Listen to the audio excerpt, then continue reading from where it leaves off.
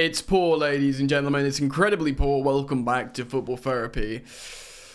With me, your host, Jan, on a very, very frustrating evening where I can quite comfortably say Chelsea have put in the worst Premier League performance of the season, in my opinion, worse than Newcastle losing 2-1 away at Old Trafford to a flawed Manchester United, to a Manchester United riddled in controversy and media nonsense all across the club, whether it's food poisoning from the canteen at Old Trafford, whether it's the Jadon Sancho saga, whether it's the Antony saga, whether it's leaks in the dressing room, journalists getting banned, Varane on the bench, Maguire getting bombed out and then come back in, same with McTominay, who, by the way, is like their best player now.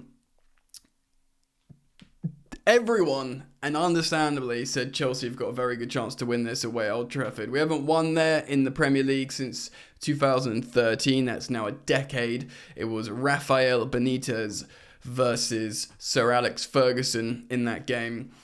And this was the time. In fact, the bookmakers made Chelsea favourites. And I was confident. In fact, I think a lot of Chelsea fans were confident. And it was so bad.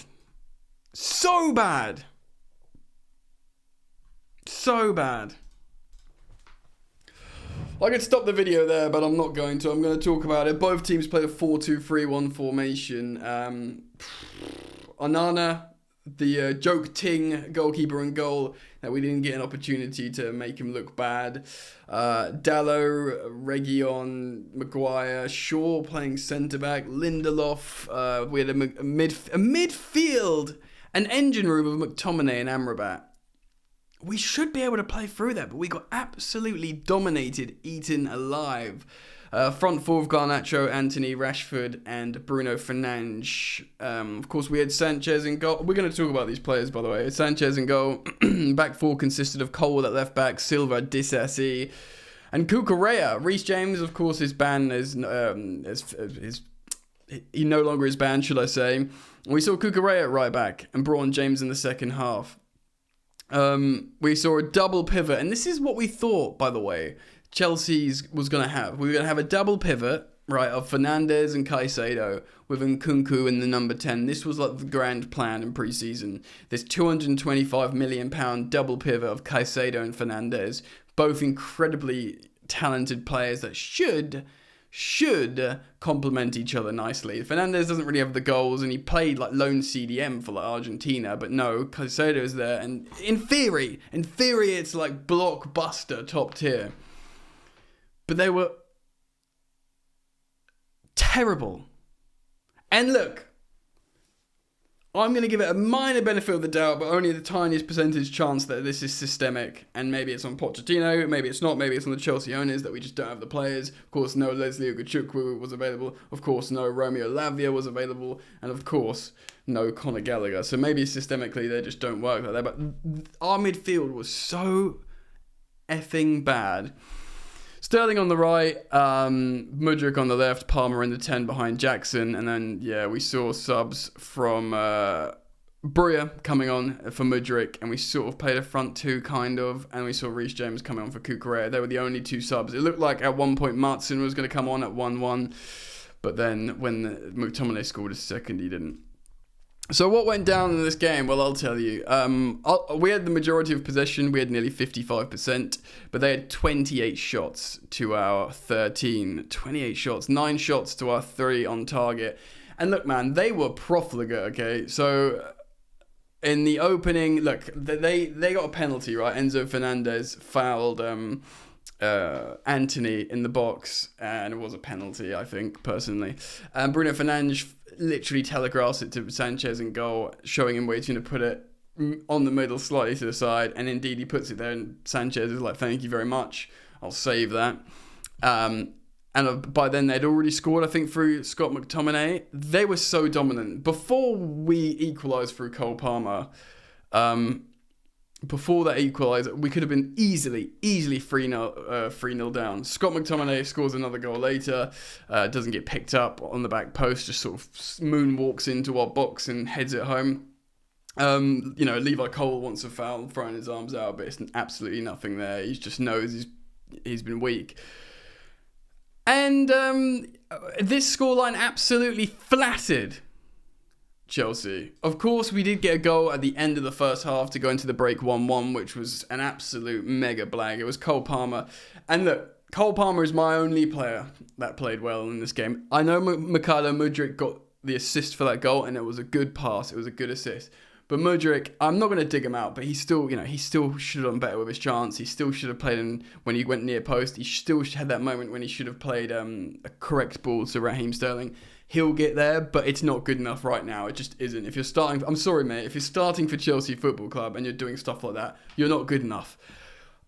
The days that I was moaning about Willian and Pedro, I didn't know how good we had it. These were senior Spain and Brazil internationals that didn't make silly mistakes. Can I dig? I mean, they're kids. They're friggin' kids. Do you know what I mean? Like, we got Mudryk, who had a good few months in the Ukrainian league. We'll talk about player performances in a minute, but it ultimately ends in both at 86% pass success. I mean, this stats is meaningless. Worryingly for me, they had 12 corners to our 3, and that's including our stoppage time corner. So it was basically for and that was like a frantic end moment of the game. But it was like 12 corners to 2, and it's just so rubbish. It is time to worry. I'm afraid it's time to worry because it's just immaturity, lack of confidence. It's so poor. It's so poor. And today I've had enough, really. I'm generally pretty the fact that we massively missed Conor Gallagher, and it was so evident. Granted, look, against Brighton, when we lost Connor, we'd already scored 2 goals, okay, and we ended up scoring another one, great, and we went down to 10 men, but we knew what we were doing. We were protecting a lead with 10 men. This, we weren't protecting a lead, we weren't at home. We massively missed Conor Gallagher. He's by far our best midfielder. Our academy graduate that we were, loaning out to Crystal Palace and Swansea and Charlton and West Brom. These clubs. That's no slight on Conor. Connor's a great player, great professional. He's a bit overly erratic and tenacious at times, but he's a great player. The £225 million, that's right now an issue. And they are very good players, but how they are being applied to this Chelsea midfield, it's an absolute chasm. The fact how a double pivot, right? A double pivot of Loney, Amrabat and McTominay, who's a great player. He's like an attacking midfielder, I swear to God. A double pivot of that versus World Cup winning Enzo Fernandez and Premier League record signing Caicedo. It's just that double pivot shouldn't be anywhere near us, but it was so much better. So much better. Shout out to Harry Maguire. He had a couple of his blunders in there, but he generally was magnificent. Of course, he won Premier League Player of the Month. And as much as he's been a meme, it's nice for him. It's a nice story for him. But in terms of the Man United players, Anthony was better. Of course, he won the penalty and he did a couple of good things. Garnacho's really, really confident. He got an assist for McTominay as well. Højlund, he's one of those players that looks like he's a Chelsea player, in theory quite good, but just not finding a place and a way to settle. But he's a youngster as well. If I was a United fan, I wouldn't be too worried about him. But Chelsea, worried across the board. Okay, so let's talk about player performances, shall we? This is going to stink. Look, Sanchez has got a high rating on statistic websites because he made a few saves and he saved a penalty. I think it was terrible.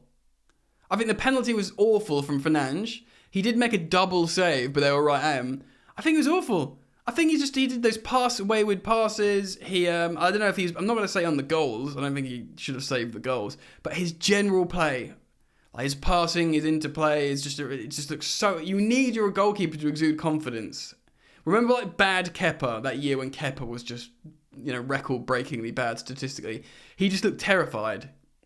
And at times I'm seeing that in Sanchez. I saw Petrovic warming up. I guess it was because of a potential injury to Sanchez, but maybe it's because he was playing badly just to stick it up him. I don't know. Cucurella obviously got hooked. When did he get hooked? Was it half-time he got hooked? Oh no, sure. Yeah, I think so. I don't know. I don't think he was particularly awful. But Reece James comes on, and I don't think Reece James was much better. I think he was about the same. He had a couple of wobbly moments, but you're chucking him on at halftime at Old Trafford away when he'd probably thinking of when it started. Disassi was terrible again. I think he was genuinely terrible.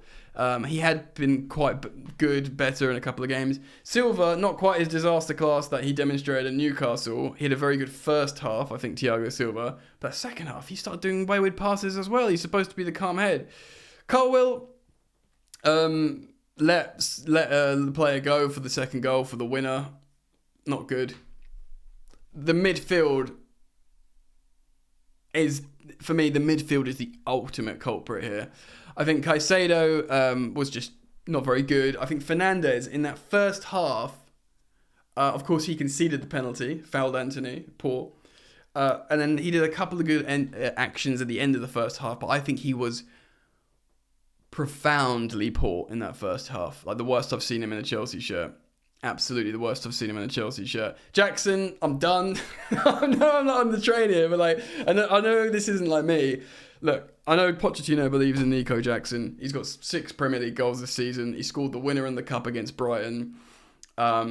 He's had some good interchanging moments.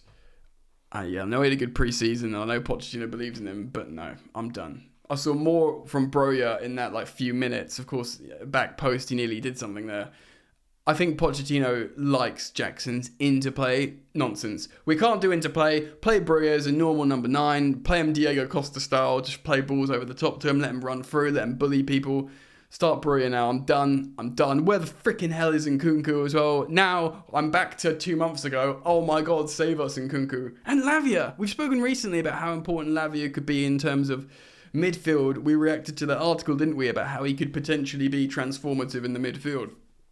Friggin' bring him in, bro. I am ready. After watching this performance from this midfield, I'm ready. Sterling, poor. He dived in the box. He's so convinced he's just going to win. Like Grealish and Hazard, they are very intelligent. I think he kind of wants to do that, got the big arse, wants to win fouls all the time and help the team. Great. I don't mind that, but it's just wet, innit? Sterling was going to come off for Martin. But then we went 2-1 down when they scored the second. He stayed on. I don't know what the thinking is there. Look, I don't want to dig out Pochettino too much, right? Because lost focus. Because he has got he's got unavailable players. He's Lavia, Ugochukwu, Gallagher, so potentially really effective midfield players. Nkunku, Chilwell, Wesley Fofana, who, watching Disassi in this game, see you later, bro. I know you guys probably know me as a Wesley Fofana super fan. I think he's an amazing footballer and an incredible defender. He is going to send Disassi back to Monaco when he's fit. I swear to God, bro. Absolute disaster class from a disaster. Disaster. The word plays there. I'm just poor. Yeah, Palmer, great goal, good interplay. Got frustrated towards the end. He isn't just one of these players that does flair stuff up front. He works hard for the team as well. He is, and like Mudryk, the only player who's getting a pass is Cole Palmer. And then Mudryk, he's kind of getting a pass because even though he had those wasted moments, he's still getting into those opportunities, and he's a player developing in confidence and finishing ability. But the rest of them, bro, Jackson, you ain't got an excuse now. I'm sorry. Sterling's certainly not got an excuse. The midfield, terrible. I know they're young, they'll get better. And look, I'm not saying they're not good enough. The future of Chelsea's midfield remains Caicedo and Fernandes, and we will find a way for these excellent technical players to calm down, settle into a system, and demonstrate what is immense ability. But right now, it just looks so bad. And, man. If you said to me, Jan, everyone's fit, who are you starting? Well, I don't know in goal. Georgia Petrovic deserves a chance. I think Sanchez, give him the benefit of the doubt if he's got a settled, calm and not freaking out outfield 10 in front of him. I imagine he does a lot better. But Reece James starts on the right. Ben Chilwell starts on the left. Eventually Silva has to go. So I put Colwill and Fofana next to each other. So, that's already looking much, much different. And then, maybe Lavia does come in. Legit. Maybe Lavia comes in and you've got a midfield three of Caicedo, Lavia, and Fernandes, and then you've got Nkunku up front, Palmer on the right. You know, no prisoners, bro, and Mudryk on the left. You know, football therapy. This was terrible. This was the time to beat this terrible Man United team, and we embarrassed ourselves. I'm very worried about Chelsea. I think United do have the hoodoo over us a little bit, so we'll probably go and win some games now. We won't get Champions League. We just absolutely don't deserve it. I do feel I'm not going to chuck it at the manager because I look at what's available to him and it's not much, is it? And it's embarrassing because we spent all this money, but we've spent the money on like players who've gone on loan.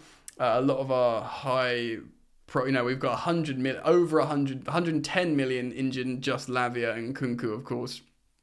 So, I don't know, man. It's just so tough. Let me know what you think. It's so shit, guys. But like and subscribe to support your local content creator, Jan. And we will address this again tomorrow moving forwards. Peace.